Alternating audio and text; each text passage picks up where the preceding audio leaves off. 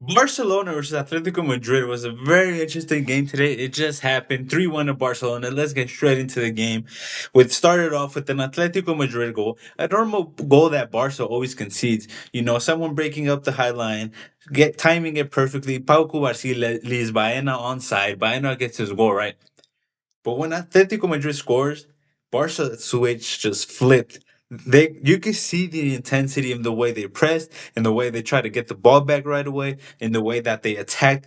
They were on and off that goal. And after that goal, I think for the rest of the half, and apart from a couple of moments, I think Barcelona controlled it pretty well. Barcelona got at that intensity when they know they're losing. They have the attack to score right away. They have the attack to level the game, and that's exactly what happened with my one of my man of the matches, Pedri.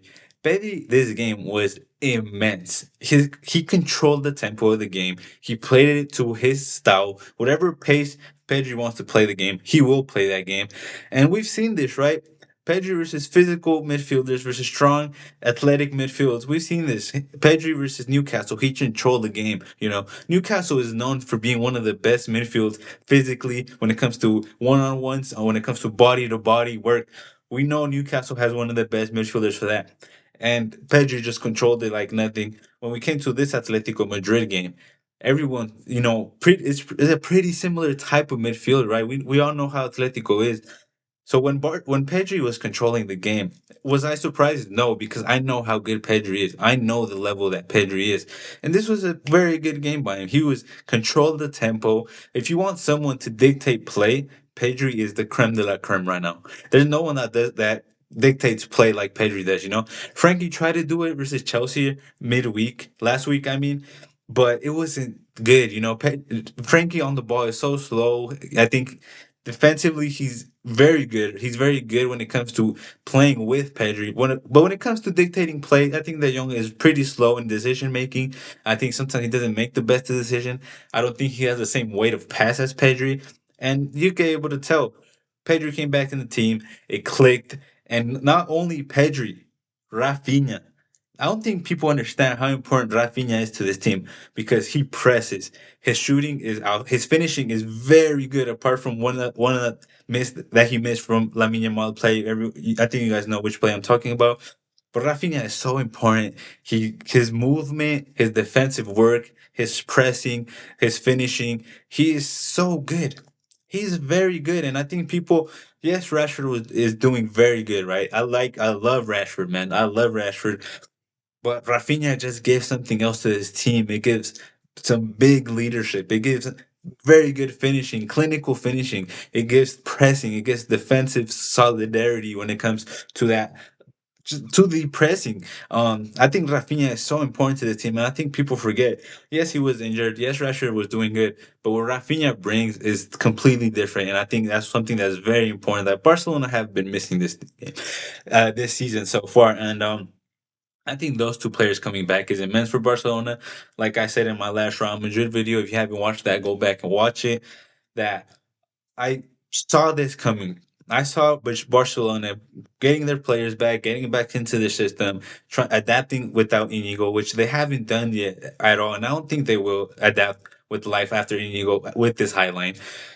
But the attacking players, Rafinha, Lamine Yamal, these are the pillars of their attack. And the striker role, I think, is something that they're struggling with because Lewandowski will get 20, 30 goals this season because of how much creativity there is around him and how good his finishing is, even though I think it's dropped a level. But I think today was a very good game to see where he's at physically, and that it was a game that showed his age. It was a game that showed the miles he has. It was one of those games where you could tell that Lewandowski can't last for another season. That he can't be the starting striker for Barcelona for another season. And Ferran came in, did his job after that terrible performance against Chelsea.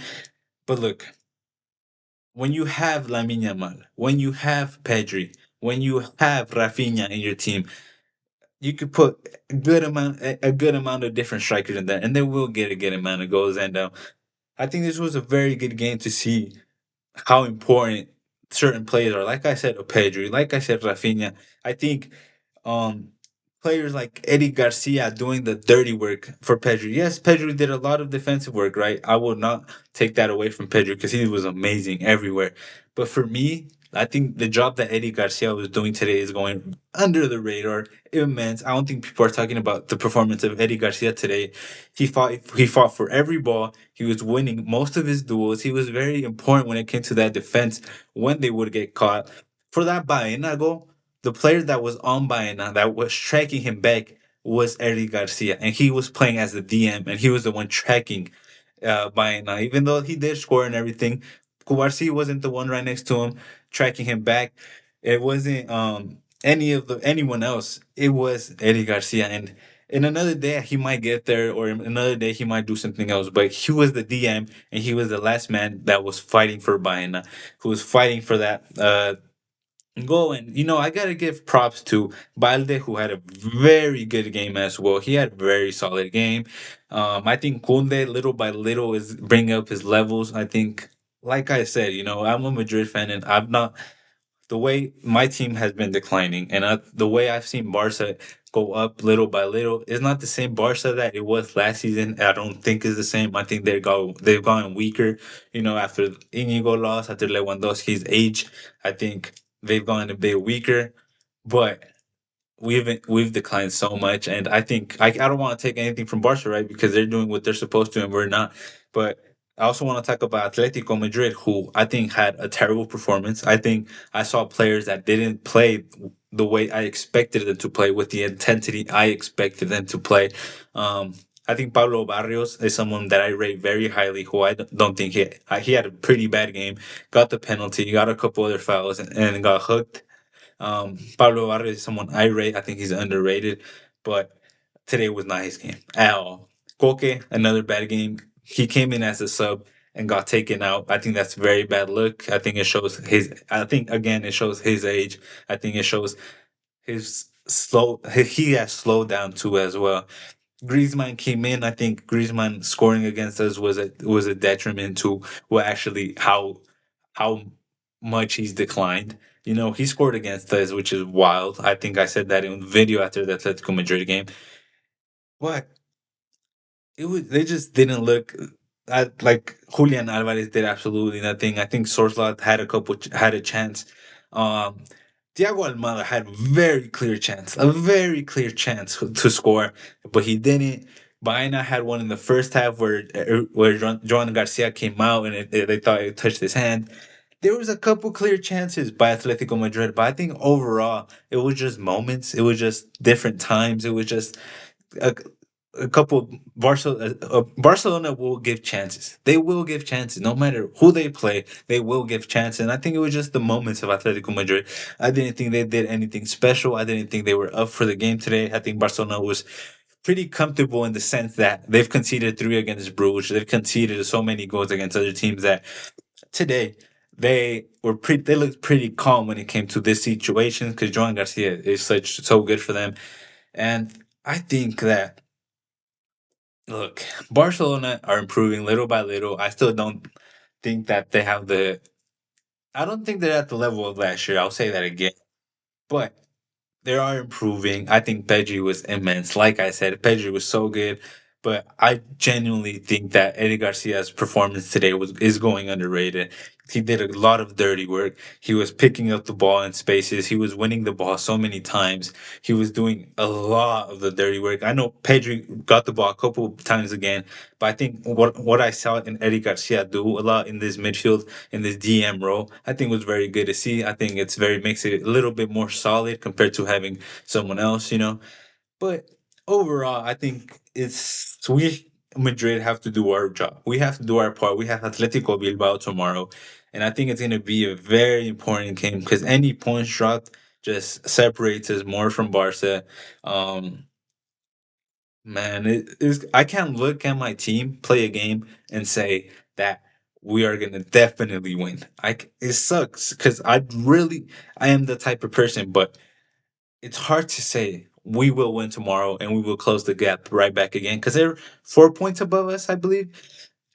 A loss would be very bad for us because Man, the way we're looking, it doesn't look like it's getting any better, And Barca looks like they're improving little by little. Rashford came in today and had a pretty good cameo. Like I said, Ferran came in and had a very good goal. I'm not the biggest fan of Ferran, but he got his goal. He's the top goal scorer. Yeah, he is the top goal scorer. And look, the next tomorrow is gonna say a lot about whether we are paying attention to the people above us in Barcelona, right? Because they're above us now, and tomorrow's game will show that. I want to see if I don't see them going with intensity to try and win the game from minute one. I will be so mad because we saw Barcelona win today against Atletico Madrid, a team that beat us 5-2, and I think we need to pay really good attention to the intensity that players have because we need to win tomorrow. We have to win tomorrow. And yeah, shout out to Pedri, shout out to Barcelona, shout out to them. But we need to improve, right? Because I think this is ours to lose. I don't think Barcelona is the Barcelona of last year. I think this is ours to lose. I think we have the players. We're meant to have the manager, the system, and everything. So I think it is ours to lose, no matter what y'all say.